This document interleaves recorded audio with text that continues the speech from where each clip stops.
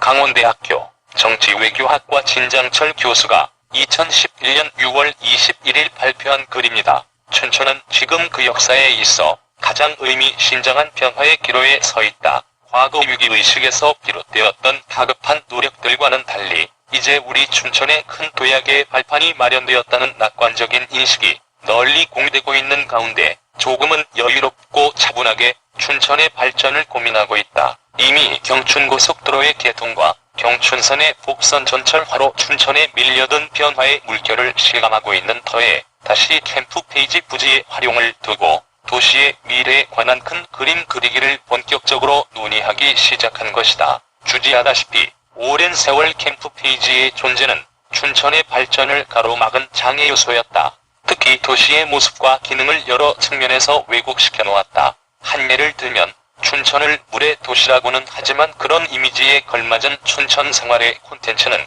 거의 갖춰진 것이 없다.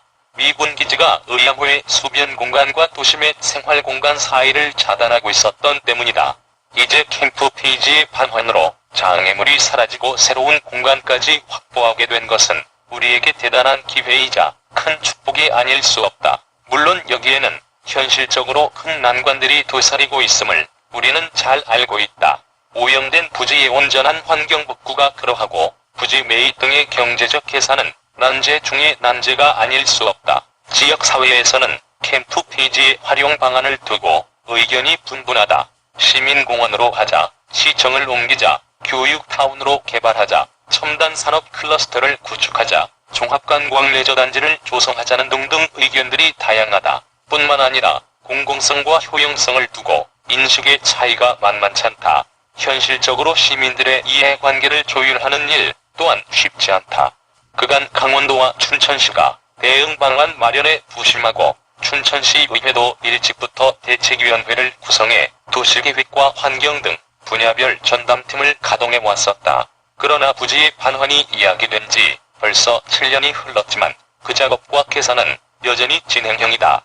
일이 어디까지 진행되고 있는지 시민들은 알지 못한 채 궁금증만 키워왔다.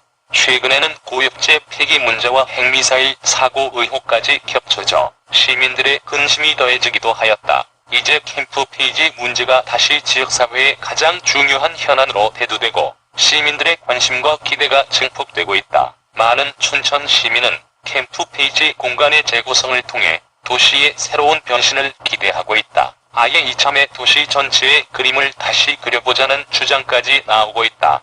시민사회 쪽에서 캠프페이지 시민 네트워크가 형성되고 캠프페이지 부지의 올바른 활용을 위한 춘천시민위원회가 구성되는 등 공론의 장이 점차 넓어져가고 있다. 사실 캠프페이지의 창조적 활용을 통해 주거 환경의 획기적 개선은 물론이고 도시 자체가 경쟁력이 되는 그런 춘천을 꿈꾸는 것이 결코 무리한 일은 아니다. 춘천이 지금 그런 꿈을 가다듬을 절호의 기회를 맞이하고 있음은 분명하다. 그리고 대다수의 시민들은 주장이 서로 달라도 이 기회를 제대로 살리기 위하여 모두 함께 지혜를 모아야 한다는 데에 생각을 같이 하고 있다. 오늘의 시민토론회가 그런 노력의 새로운 출발점이 되어야 할 것이다. 이 출발점에 서서 우리 모두가 공유했으면 하는 몇 가지 점을 생각해 본다. 먼저 지속 가능한 발전을 유념하여야 할 것이다. 춘천의 주인은 시민이다. 캠프페이지의 활용 방안 검토에 있어 좋은 정주 환경의 조성이 중요한 목표의 하나가 되는 것은 당연하다. 시민들이 제기하는 당장의 필요를 충족시키는 일은 행정의 과제이기도 하다. 그러나 춘천은 미래 세대의 도시이기도 하다. 오늘의 정책과 그 결과가 미래의 춘천 시민들에게 족쇄가 되지 않도록 하여야 한다. 캠프페이지의 경우처럼 도시의 미래를 규정할 큰 그림을 그릴 때에는 더더욱 지속가능 발전이 중요하게 고려되어야 한다. 둘째, 도시의 미래를 그리는 일은 창조적이어야 한다. 지금 우리 사회는 서울과 수도권의 비대화로 지방이 큰 어려움에 처해 있다. 한편 우리 춘천은 수도권 규제 완화 등으로 피해를 보는 지역이면서 동시에 교통망의 확충으로 수도권으로의 편입이 빠른 속도로 진행되는 이율 배반적인 입장에 처해 있다. 현실적으로 이 같은 변화가 긍정적으로 받아들여지고는 있지만 이 시점에서 우리는 보다 근본적인 질문을 던져볼 필요가 있다. 과연 춘천이 수도권에 편입되어 급연방으로 자리 잡아 안주하는 것이 우리 시민들이 꿈꾸는 춘천의 미래인가? 창조도시의 개념과 실천은 하나의 대안이 될 수 있다.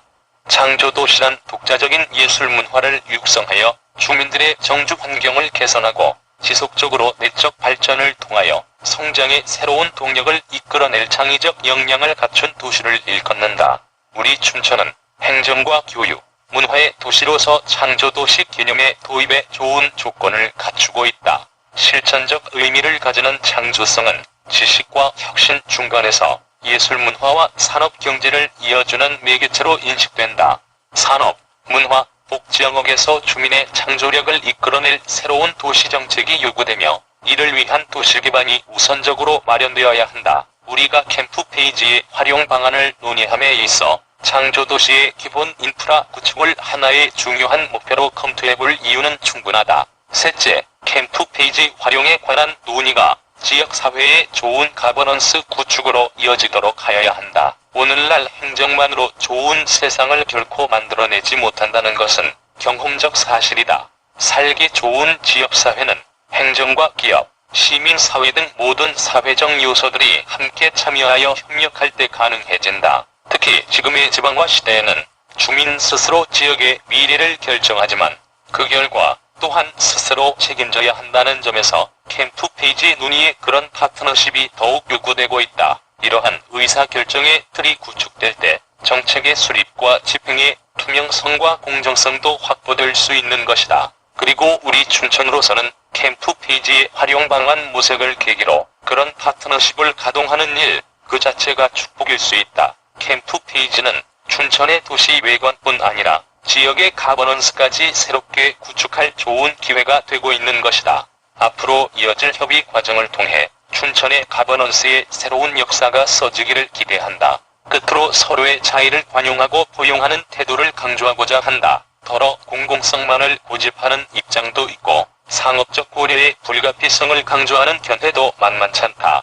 행정적 편의와 시민사회의 가치가 서로 대립하는 것은 기본이다. 다양한 입장을 조율하고 어려운 과제를 풀어가는 일은 순전히 춘천 시민의 몫이다. 이미 춘천은 쓰레기 매립장 입지 선정 문제와 공지천 복귀 계획 등 지역의 갈등적 현안들을 지혜롭게 풀어온 역사를 자랑하고 있다.